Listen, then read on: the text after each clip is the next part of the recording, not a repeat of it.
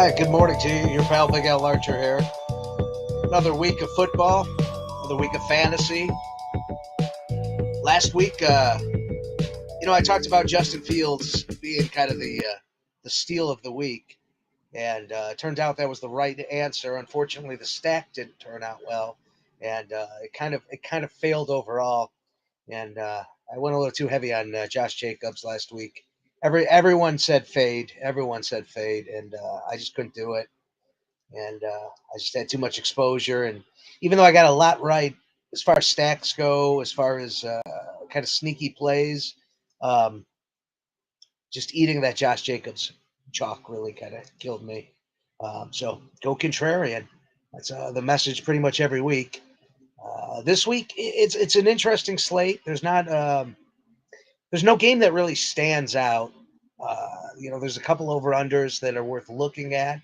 There's a couple key players that we'll focus on here. I mean, just starting with the quarterbacks, Josh Allen is projected with the highest ceiling on the board, and it's another week where he's either going to do it or he's not. And right now, there's a lot of ownership projecting that he's going to do it, which means it's probably a good week to walk away from Josh Allen in Buffalo. I mean, they're playing the Jets, and we've seen from Buffalo that regardless of the opponent, they still put up the points. They're still aggressive. So by all means, Josh Allen is probably a very good cash play. Even at his price, it's getting a little steep now. He's at 8,500. Um, I mean, once he hits 9K, it's like you can't even consider him anymore because it's just going to be too crippling um, just on being able to get a ceiling with the rest of your roster.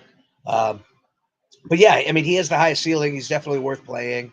But I would fade him in tournament. But that's where it gets tough because there really isn't a good answer this week at tournament because the guys who really like are in good situations with high pacing games are expensive, or they're chalky. Justin Herbert, great play going up against the Atlanta Falcons, high ceiling, 7,200. So you're going to save, over $1,000 from Josh Allen, and a lot of the pieces are fairly inexpensive as well for Justin Herbert. Um, but the problem is, again, he's still 7,200, so it's not like you're punting. Uh, and then the other side of that game is the Atlanta Falcons. Marcus Mariota, he's projecting well. His ownership is good. He's at about 5% ownership projections right now. His ceiling's about 25 points, and his cost is 5,300. So I mean, he really is kind of sticking out as a good play this week. Um, who you stack him with, that's going to be a question, and we'll get into that once we start talking game stacks. When we go down to the top three over unders on the week, we'll get into a little more detail there. But I mean, he's put up 24 points twice this year.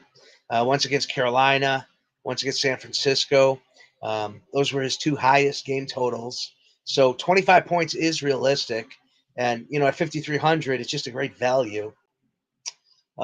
Kirk Cousins, 6,200. Nobody's playing Kirk Cousins. That's going to be an up-tempo game that works really well. The guy that I think everyone's going to be on outside of Josh Allen is Geno Smith at 5,800. He's been balling all year. He has almost a 30-point season. He's right at about 28 points in projections. He projects for 20. His ceiling's about 28. And it's just the price point. It really is kind of the perfect play. But again, you're looking at ownership now of over 10%. And that's where it gets a little dicey, where you start trying to look for pivots. And some of those pivots are like, Derek Carr at 5,400. No ownership, decent projections, but, I'm not comfortable playing Derek Carr. I'm not comfortable playing Vegas against Jacksonville there. As a matter of fact, I'd probably prefer saving the $200 and go getting Trevor Lawrence in that same game.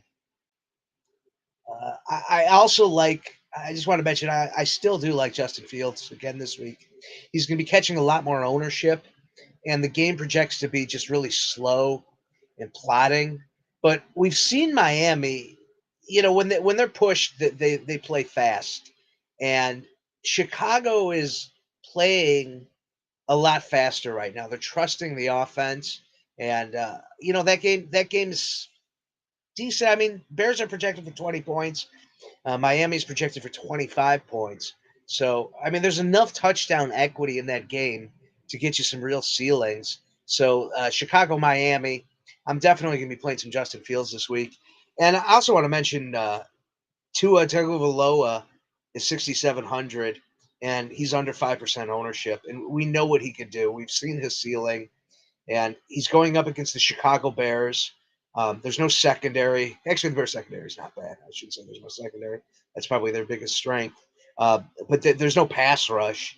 I think that's kind of the fear with Tua is that Miami's just going to pound the ball on the ground, um, which means Mozart's a pretty good play this week. But uh, if you think somehow the Bears shut down the run or Miami just wants to show off a little, and this thing goes to the air, he's another good play.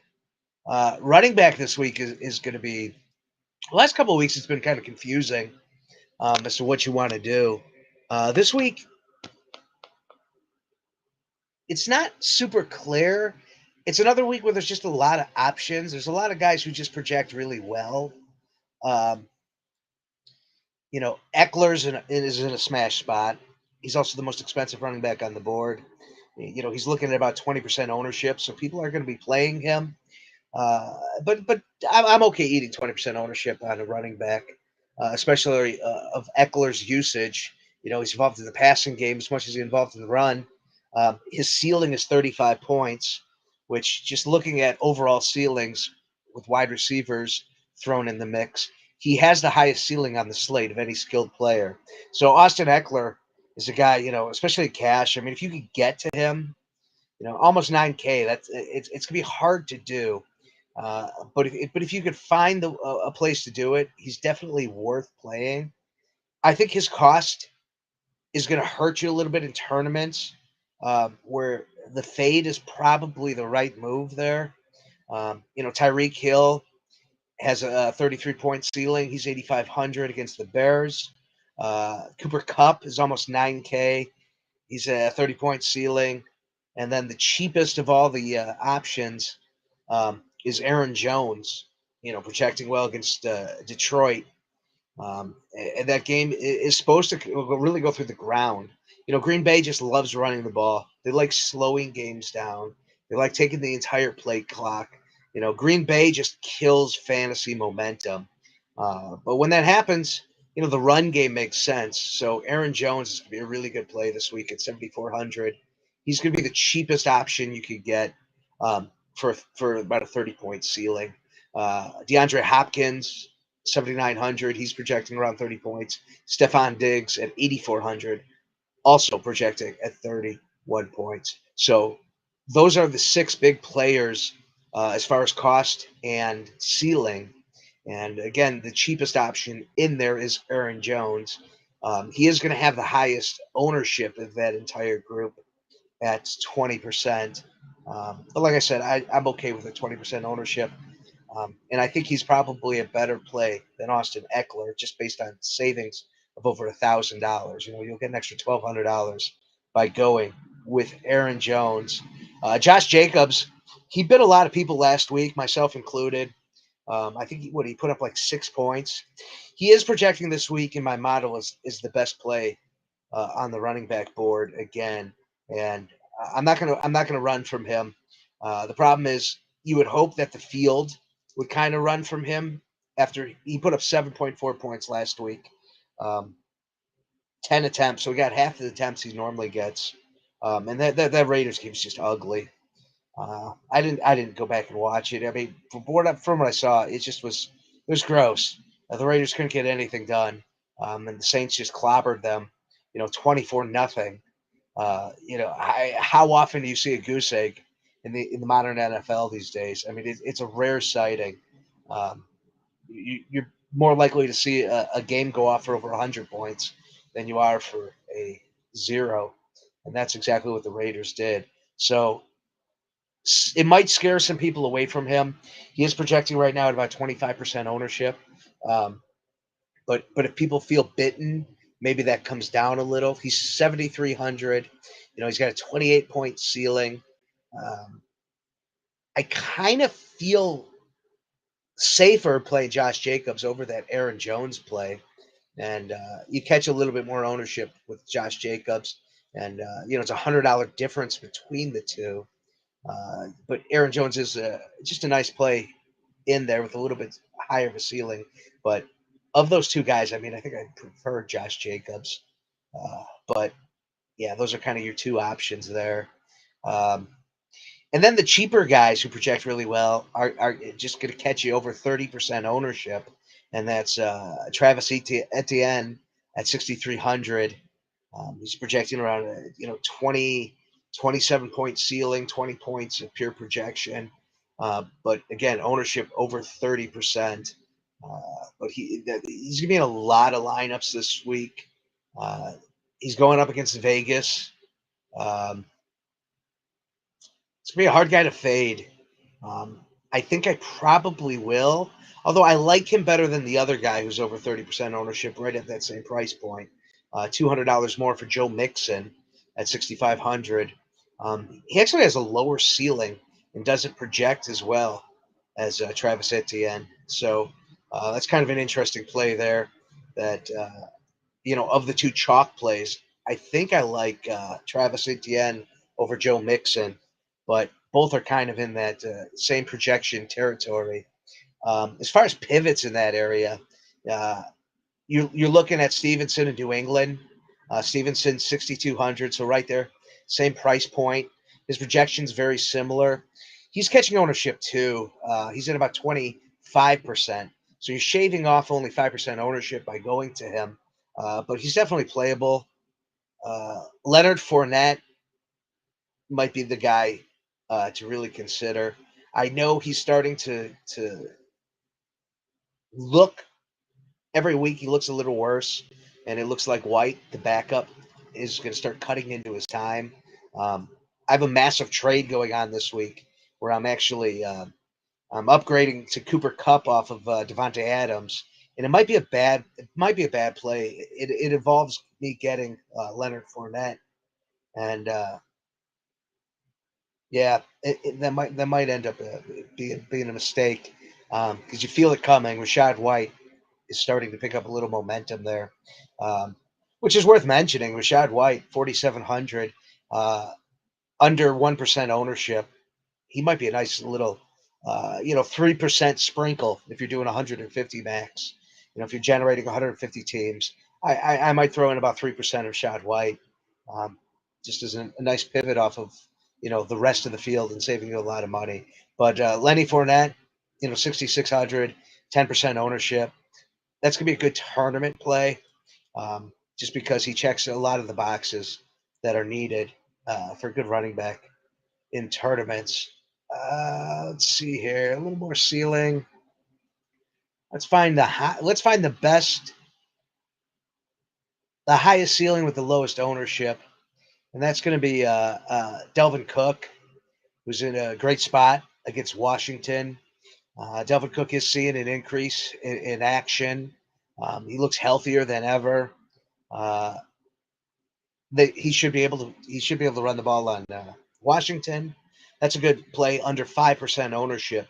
So if you're looking for a pivot up top, getting off of the Aaron Jones um, or the Austin Eckler, Delvin Cook is the nice tournament pivot there. Devontae Foreman is projecting under 10%. He's projecting between 5 and 10%. Decent ceiling, 6K. It's just the other guys feel a little better. I mean, he actually does project a little bit better than Leonard Fournette uh, with less ownership. So Devontae Foreman probably a good play there. I actually like that a lot. Uh, Jonathan Taylor, nobody's playing. I mean, under 3% ownership, and I mean his projection is down to 15 points of raw projection. I mean his ceiling is projecting around 20. Going up against New England, who's been solid. They've been stopping running backs from scoring touchdowns. Um, and you need touchdowns with Jonathan Taylor. So, like, nobody's making that play, which might be an interesting pivot. I'm not sure what's going on with the Arizona running back situation. I'm not sure if we're going to see Connor this week. If Connor isn't playing, Benjamin is a fantastic play at 5,900. We've seen what he's been able to do. He's been a very solid backup. He's probably going to be a guy who's going to eat into Connor's production once Connor does come back, even if it is this week. Um, I'm probably not playing him if Connor is playing, though. But if Connor isn't, I'm smashing him. He's again under 3% ownership. I imagine if Connor's officially ruled out, that's going to skyrocket. And a really nice play this week is at 5% ownership, 6,100. Raheem Mostert of the Miami Dolphins against Chicago Bears. Chicago traded away their entire defense. There's nobody left. They called Houston to see if Lovie Smith might come back and just actually play.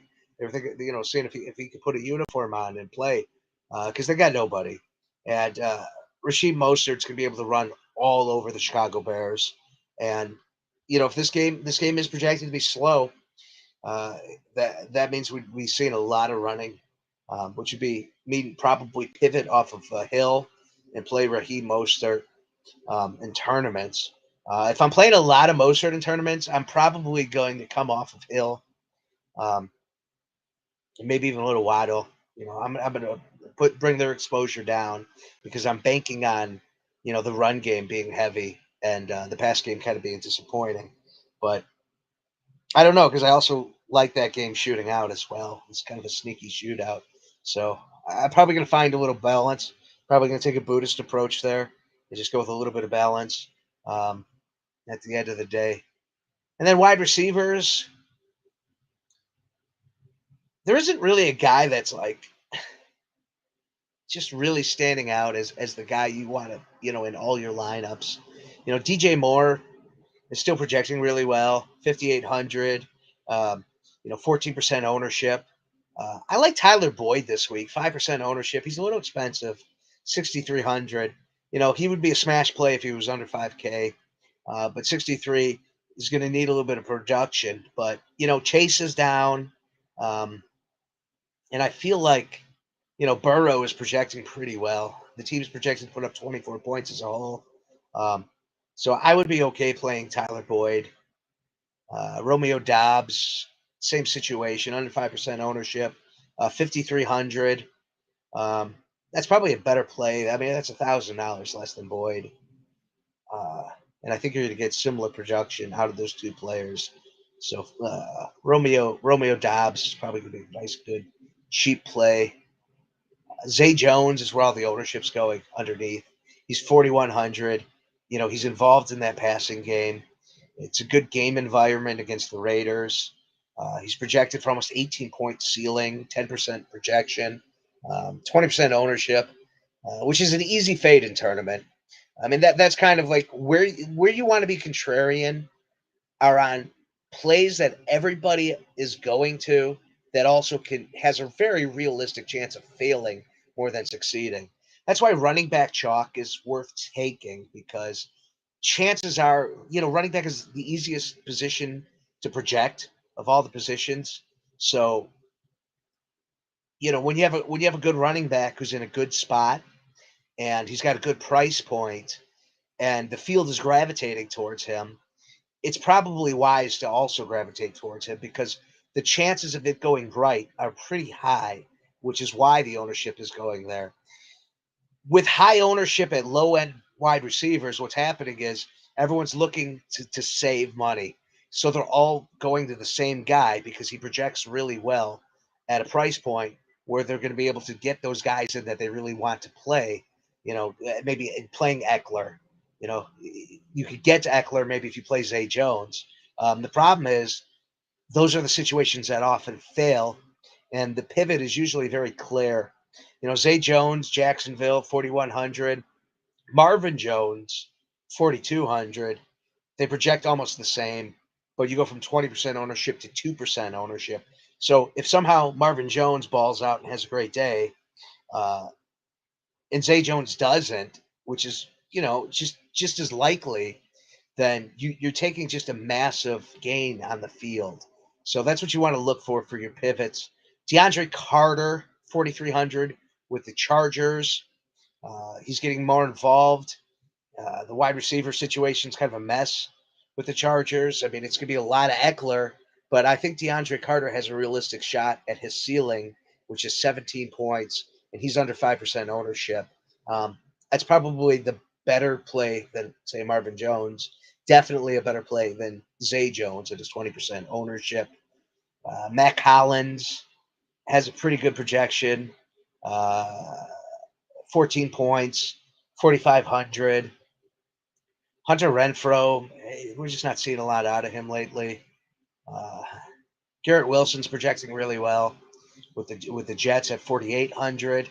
Only 8% ownership, so people are going to it. And I'm actually very comfortable when I see like between 4 and 8% ownership, because that means like the field as a whole isn't there, but smart players are.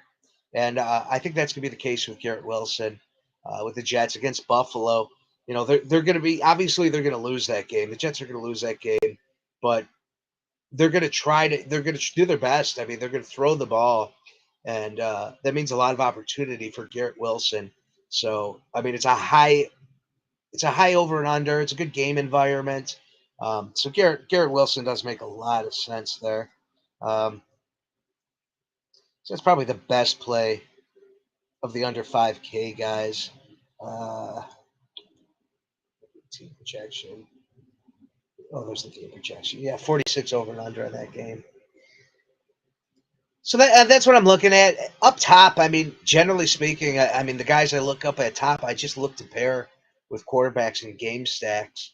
So I get kind of a good exposure on them. Guys projecting really well are DeAndre Hopkins at 7,900, but he's also looking at about 18% ownership. So you're not sneaking anything by. Right now, Jalen Waddle is projecting under 5% ownership, and he's got a decent ceiling of around 25 points. Um, he's expensive, 7,400, so there is some risk you're taking on.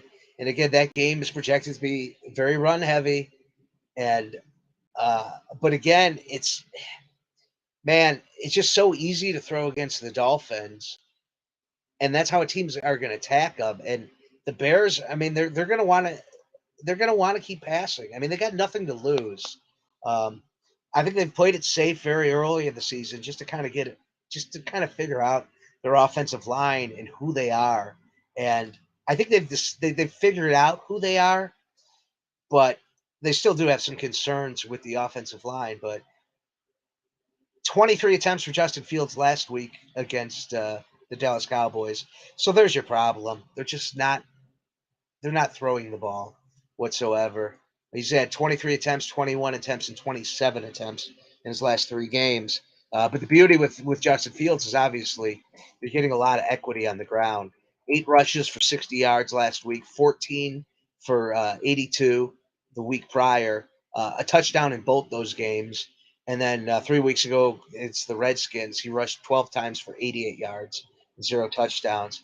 So that Miami game is really shining as a stackable game for tournaments. In cash, I'm probably gonna stay away from every player minus Mozart, who I think is a good play. Uh, Up top again, a wide receiver. I mean, the guys we think are projecting well are it's Cup, it's Jefferson, it's Hill, Diggs, Adams. Um, Mike Evans is kind of a fun play at 7,200 and under 5% ownership. All those other guys I mentioned are looking at about 10% ownership, with the exception being Devontae Adams, who right now is under 5% ownership. He had the flu last week, or he had some kind of wasn't feeling well, and that game was just a disaster. It was just one. It was an outlier, I think, for the Raiders. It was one you just want to forget, and his ceiling isn't projecting super high, and I think he has a pretty decent cornerback matchup this week. But under 5% ownership, it's going to be worth trying to get a little bit of exposure on that Jacksonville Raiders game. So let's just kind of look at game stacks at the top three over-unders on the week. Let's see what they are here. Let's just turn everything off.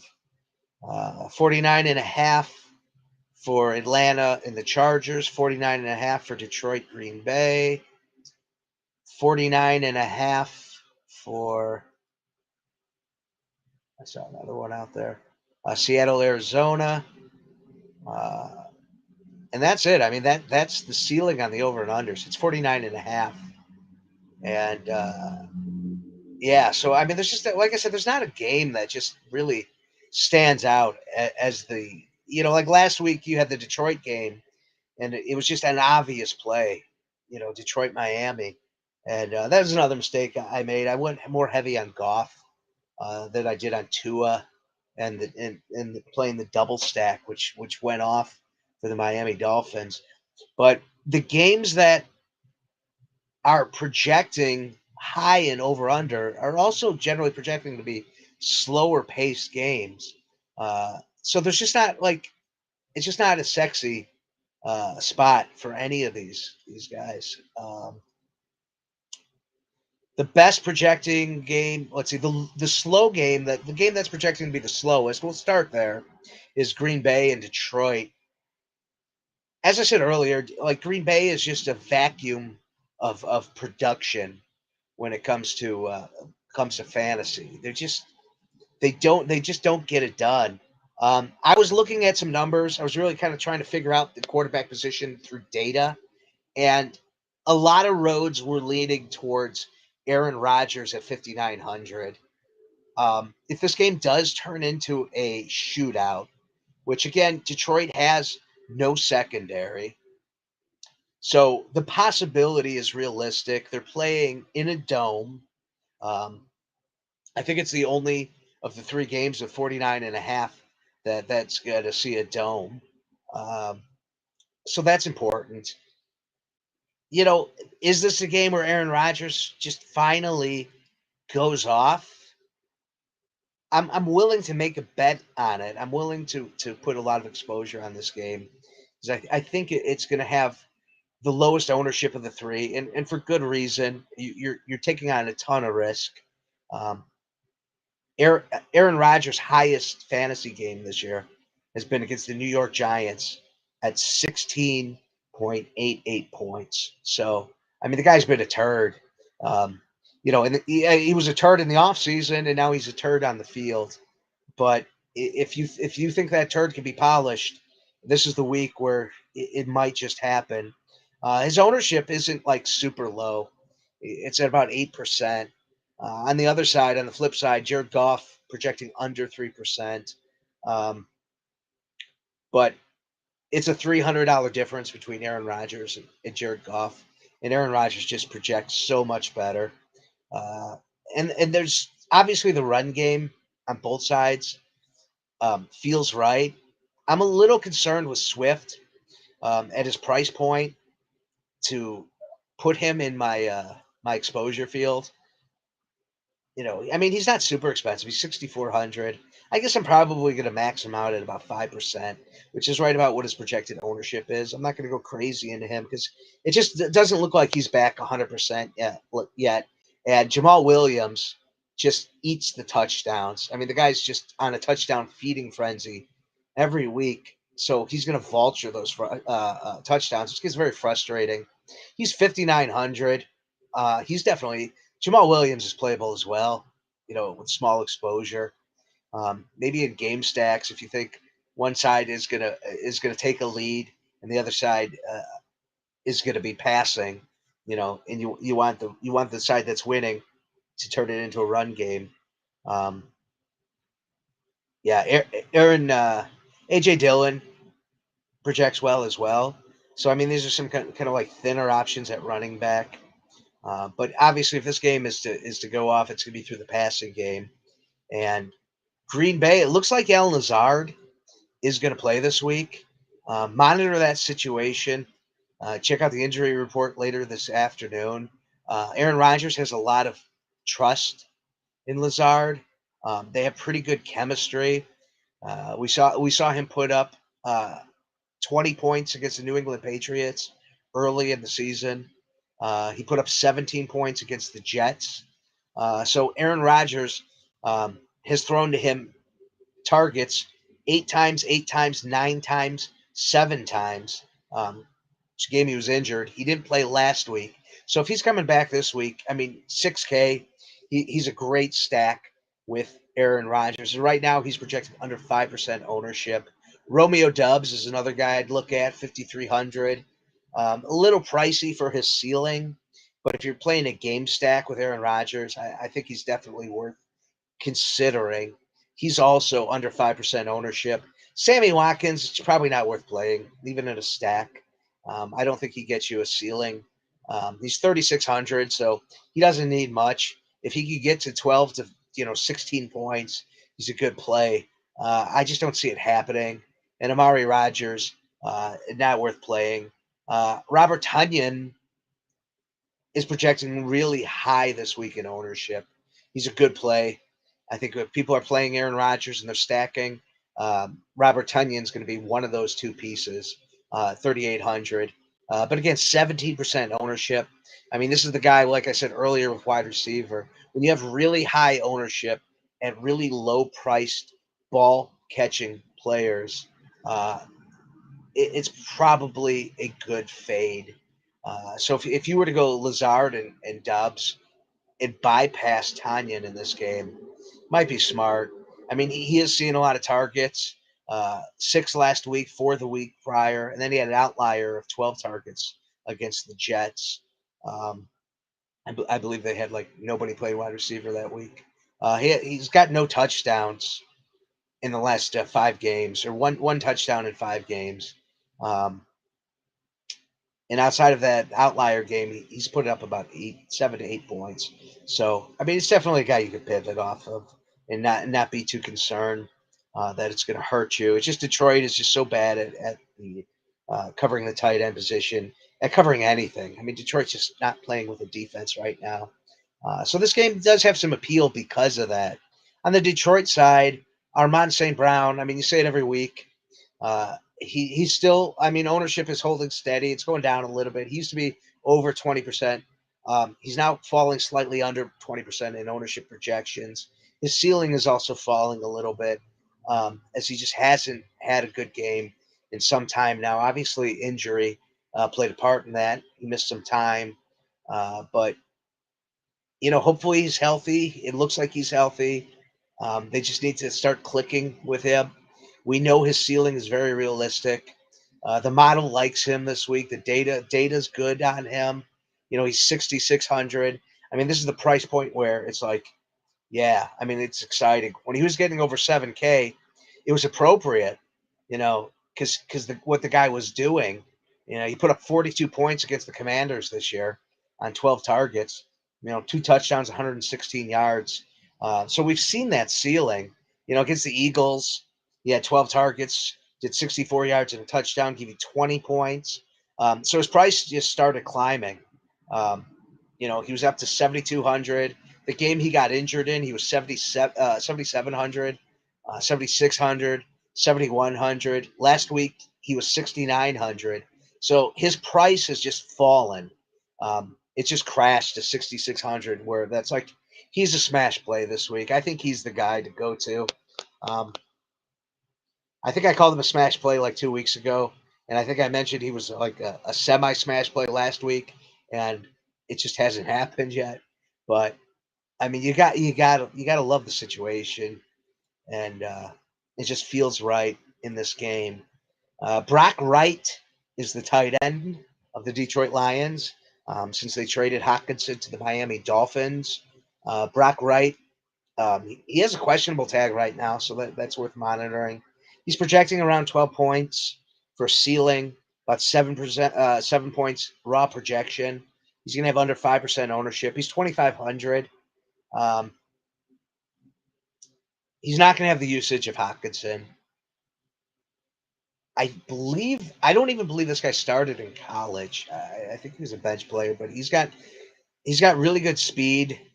Um, Against the Dallas Cowboys, he was on 31 to 59 snaps.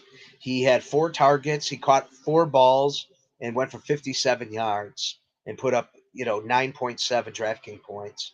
So it's not a crazy play at 2,500. There's a fair chance you're going to get a good return on investment there. So I would definitely put him in the player pool for this game stack. So like I said, I like Armand St. Brown. Um, I like Brock Wright. Uh, I'm not sure what's going on with Josh Reynolds and Khalif Raymond. Um, Josh Reynolds I hear he's hurt, um, and just hasn't been playing really well. And then Khalif Raymond, I mean, it's a crapshoot. I might try to get a little bit of exposure on those guys because they're both projecting around with a 15-point ceiling and 10 points raw projection. Uh, but I don't like them. So I'm definitely playing St. Brown and Brock Wright as my main stack with Goff this week. And then, I'll probably run it back with Lazard if he's playing, or Tanya. Probably not Tanya because of the chalk. Uh, or you know what? Aaron Jones. I mean, why not? He makes so much sense, 7,400. And you're saving so much money by playing Brock Wright that it's doable to get Aaron Jones as your run back. So you're assuming that Green Bay takes control of the game, and they just keep feeding Aaron Jones. And while that's happening, Detroit is trying to play on the comeback, and they're just throwing the ball and throwing the ball. And Armand St. Brown has a good game, and then Brock Wright, gets 40 yards and a touchdown, and that stack pays. That stack pays off. So Atlanta Falcons and the LA Chargers projects well. This is an up tempo game. This is a game that's worth investing in. Ownership right now is people are not looking to spend the 7,200 on Justin Herbert. So he's at about 5% ownership. Mariota at 5,300. Like I said earlier, he just checks a lot of the right boxes for a tournament play. He's at about 5% ownership. Um, and I think that's a side most people are going to be playing just because of the cost of Herbert. But, you know, the problem is with Herbert is you probably want Eckler in there um, because he's so much a part of that offense. And, he's 8,800. And then you're looking at Josh Palmer at 5,100. Or DeAndre Carter at 4,300. You're going to have to probably stack the DeAndre Carter with Eckler to be able to play Herbert and play that stack. This game might be worth single stacking just because of cost of just doing Eckler Herbert. Um, but I would hate to walk away from the pass equity that would be needed for Herbert to have a good day. Gerald Everett makes a lot of sense. Uh, he's 4,800, under 5% ownership, projecting really well. He has an 18-point ceiling, 11% of pure projection. I don't know what's going on with Donald Parham this week, um, but I mean, if Donald Parham doesn't play, then I mean, obviously Gerald Everett's the play, and I think Gerald Everett's a safe play regardless. So if you stack Everett with Palmer and Herbert, I think that's a pretty good contrarian game stack that's gonna walk away from the Eckler chalk. Um, it's ballsy. I wouldn't overdo that game stack, but I'm definitely going to be playing that. Um, and then I will be playing stacks with Herbert Eckler and probably Gerald Everett if his ownership is staying under 5%. I just think that makes a lot of sense. On the other end, you kind of know where the ball is going. Kyle Pitts is he's finally like the highest. There's not, by the way, there's not any stud tight ends on this slate, so you don't have to worry about a 30 ball from a tight end. Just looking at the tight end position, the highest ceiling is Foster Moreau, Kyle Pitts, and Gerald Everett. We mentioned Gerald Everett is a good play with no ownership. He's got the lowest ownership of the three, and I think that's people just kind of waiting on what's going on with Parham, and people worried about maybe a timeshare happening there, tight end by committee. Kyle Pitts, probably the best play of the three. He's 4,500. He is looking at over 10% ownership, so it's a lot, but it's not the 21% ownership Higbee is eating because of Higbee's price point of 3,700. So I like Kyle Pitts. I think Kyle Pitts is a good play in the game stack. He's finally, I think he had a good game last week. If I'm not mistaken, he scored a touchdown, and the clouds opened in the heavens, and everyone danced because Kyle Pitts finally did something. Yeah, 19 DraftKings points last week, 9 targets, 5 catches, 80 yards, and a touchdown. He's been getting the targets all year. His last 3 games, 3 targets, 5 targets, 9 targets. There was a game where he saw 8 targets against Seattle, 7 targets against the Saints. So he's definitely involved in this game plan, and Mariota is starting to trust him a little more. So I definitely like that. The other guy who catches the ball for the Falcons, this is really only two, is Drake London, 4,900. He's looking at about 10% ownership. He's a good play as well. Definitely going to be putting him in the stack. I might mix in some Zacharias. He's 3,600, projecting at about 8 points with 12-point ceiling, 5% ownership. So it's just a contrarian play.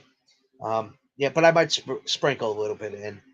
Uh, it's a good spot for the Atlanta running backs, but there's 3 of them. It's that whole running back by committee where everyone just kind of splits that you can't even look at playing any of them. So I'm definitely attacking this game through the air. The pacing projects well.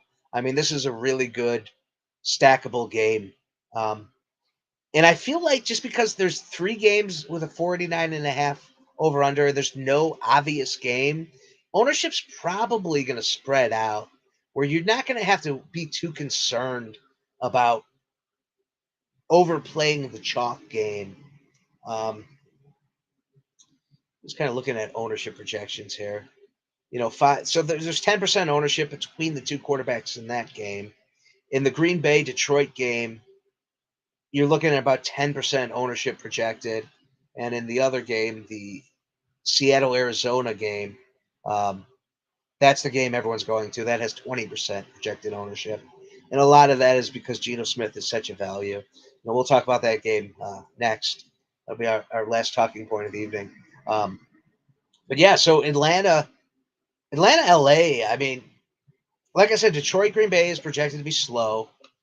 This game doesn't have the ownership. I think this is the tournament play this week. I want to get creative and I want to go down to like Miami, Chicago, as I've mentioned. But I think this is a week where, yeah, like you have access to one of the top 3 over and unders without killer ownership and not a lot of heavy cost.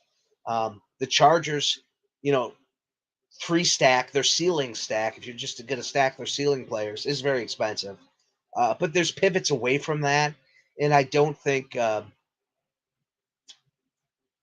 you have to play Eckler, um, especially. Well, I mean, I guess you can play if you play in the Atlanta side. You certainly can play Eckler as the run back, and that makes a lot of sense. Just seeing, yeah. Justin Herbert's correlation, just kind of looking at correlation of the players, isn't really that high with Eckler. It's positive. It's right at 0.01 correlation, which you don't see a lot of positive correlation with the running backs, but obviously Eckler's such a big part of the passing game. Um, he does correlate with Herbert, but overall, I mean, when Herbert has good games, his best correlated piece is his tight end. So take that for what it's worth. So you're definitely going to want to play, Gerald Everett. I think that's actually a really good stack. I just hate not playing. I just hate playing Mariota. I mean, I feel like I've just been burnt so many times this year. But I think the stack is Mariota, London, Pitts. I mean, just go for the balls out double stack, and then run it back with no. Okay, I'm backwards. Gerald Everett. No, that's not what I want to do. I want to play Herbert, and then I want to play Gerald Everett at 4,800, and probably Joshua Palmer. But then I'm not getting Eckler. Yeah, this is a confusing game stack. See, it'd help if Clark was here. I could talk through this instead of running in circles. Um, but I don't know where he's at this week. I think he's still in. I think he's still in Dallas. I don't think he got on the plane and got back in time. So we Clark's been missing. We don't know. We filed the missing persons report. Hopefully he turns up soon. Uh, Yeah, because I want see the problem is I want Eckler as my run back, so that does mean playing the Atlanta side, Mariota, Pitts, London, and then running back with Eckler. But you are then eating all the chalk on the game.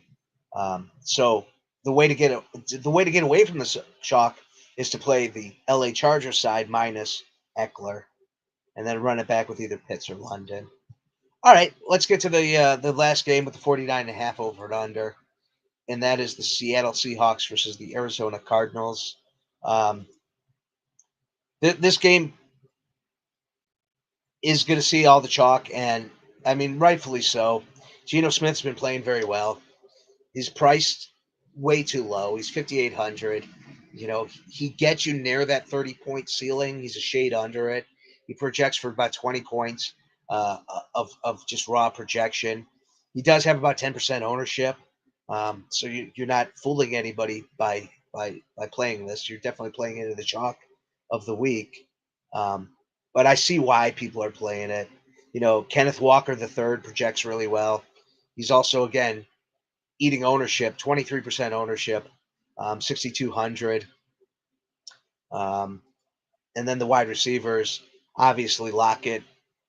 He doesn't even have the questionable tag this week, and he's been playing with that questionable tag, and he's been looking fine.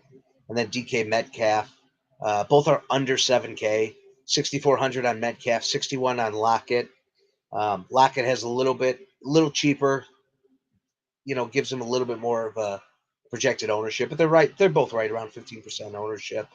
And they're both projecting for 24-point ceilings and 16 points projections. So both good plays.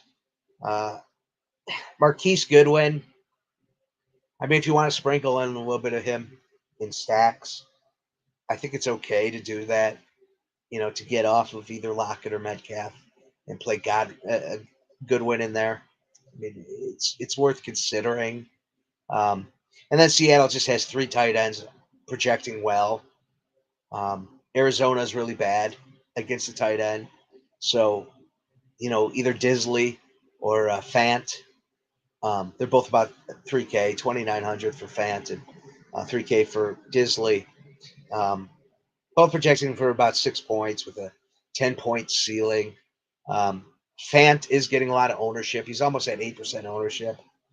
I think I would just rather play some Goodwin in there. Goodwin does have the questionable tag right now, so monitor that situation. If he's not playing, then Eskridge probably is a good play. D Eskridge at 3,100, but I believe Goodwin is going to play this week. So yeah, I mean I would sprinkle him in a little bit in the double stack. You could also do the Ken Walker and then pick Lockett Metcalf stack. I think that's definitely playable. The Arizona side is interesting. This is a good spot for Kyle Murray. It's a good spot for the Arizona Cardinals. 10% ownership on Murray. He's expensive. He's 7,400. But he's one of the few quarterbacks projecting over 30 points as far as ceiling goes this week. And if anybody is going to be Josh Allen, it's probably going to be Kyle Murray. You don't have Lamar Jackson on this slate. You don't have uh, Patrick Mahomes. So, I mean, there's just not a lot of firepower at the quarterback position up top. You do have Joe Burrow. That's kind of a good sneaky stack. Cincinnati, Carolina, but what are the Panthers going to do? Are they going to be able to push back? Um, that's why Joe Mixon is really projecting as such a good play this week because it just feels like this is going to be a week where Cincinnati just feeds the ball to Joe Mixon. So Joe Burrow, probably not a very good play, although he does project really well and he has a good price point. But I mean, again, it looks like everybody's just thinking that game's going to be a run game. Um, so, but if you want to play a little tournament, you want to get a little crazy. I think the Cincinnati game stack and then run it back with more on the Carolina side is a good play. But anyways, back to where we're at. 49.5 over under the Seattle Seahawks, Arizona Cardinals. Looking at the Cardinals side, um, we talked a little bit earlier about Emo Benjamin. If Connor isn't playing, I mean, I think he's a smash play. And then your wide receivers, I mean, Hopkins catching a lot of ownership this week. He's 7,900. It's just like he's green across the board. Like he just projects in every good possible data point um, you're looking at. And then Rondell Moore, I think, is a nice pivot. 6% ownership. 5,200. Ceiling of about 20 points. Projecting for about 10. I think he's a good play. And Robbie Anderson's a dark throw. If I'm doing some 150 baxes, I'm probably going to play a little bit of Robbie Anderson, and I'm probably going to keep my exposure under 5% on him. But I am going to consider him. Zach Ertz is in a smash spot. 2% ownership. Um, Good ceiling. The problem is he's 5,100. You know, this guy would be eating like 30% ownership if he was 3K, because he's probably one of the better tight end plays on the week. And again, it's a week where tight end there's just not a lot of ceiling to the tight end position, so you don't have to worry as much. So generally, when that's the case, most people, myself included, are going to look to punt at the tight end position. So when I'm looking at game stacks, that's when I want to aggressively play these tight ends that I'm probably not going to play anywhere else outside of the game stack. So I'm definitely going to have exposure on him, and most of it, if not all of it, is going to be within this game stack because I just don't see spending 5,100 on a tight end this week. Because you just don't have to worry about Kelsey, you don't have to worry about Kittle, um, you don't have to worry about Andrews. Uh, Waller, you didn't have to worry about anyways, even if he was playing. Um, yeah, so I mean, I think that's it for the top three games. The Jets are interesting, um, just because I mean, you know, obviously the Buffalo Bills are going to control that game, and maybe the Jets just like they start slinging the ball. You know where it's going. It'd be Garrett Wilson. Uh, yeah, Tyler Conklin, the tight end of the Jets, also a pretty good play there. Zach Wilson, 5,100, no ownership. Right now, I'm just being honest with you. I'm not going to play the Jets side. If I'm going to run a quarterback naked, maybe it's Josh Allen. I'm sorry, it's Justin Fields with the receivers of the Jets, and then stack it with the run back from the Buffalo Bills. Um, but I mean, the Bills might just hand the ball off and do a lot of running this week and take the lead. Devin Singletary projecting well, probably the best projecting player out of it when you factor in cost. I mean, obviously Diggs is going to have the highest ceiling of any player in the slate in this game in this slate. Yeah, by wide margin. I mean, he's 30-point ceiling. The next closest with a 20-point ceiling is Gabe Davis. At 6,900. That's expensive, but that's a stack play in a tournament. If you are playing Josh Allen, play Gabe Davis. He's overpriced this week, which is going to mean he's not going to get any ownership, and it's a nice pivot off of Diggs. So if you maybe go Gabe Davis and then Dawson Knox, and then hope just Diggs has a bad day, and or you know what, Josh Allen, Devin Singletary, and Gabe Davis. That's a nice pivot with no ownership. Josh Allen projecting again 18% ownership. So people are going to be playing him. I imagine it's probably going to be a lot of single stack. Just looking at ownership where it's trickling. Uh, Diggs at 15% ownership, Allen at 18%. So that means like everybody is stacking Josh Allen with Stephon Diggs, and then they're just kind of throwing a dart at everyone else.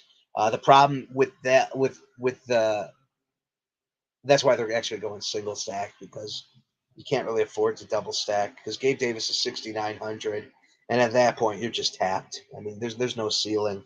Even with a run back of Garrett Wilson at 4,800, it's just really hard to see how you could do it on a double stack. So you hope Josh Allen runs the ball, gets a rushing touchdown.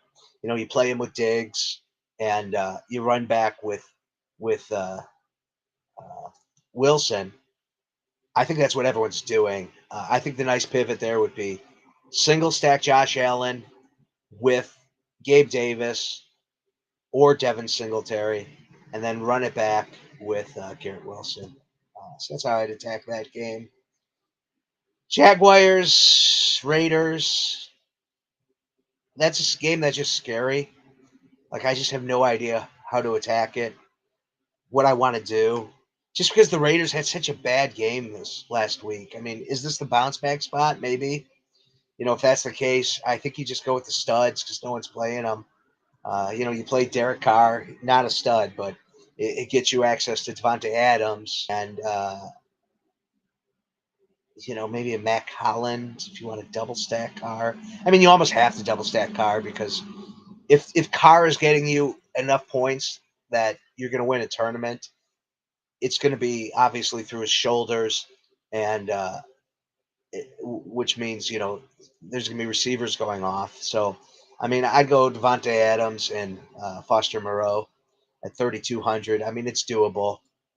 It's doable. And then the run back probably going to be, everyone's punting with Zay Jones at the 4,100, 20% ownership.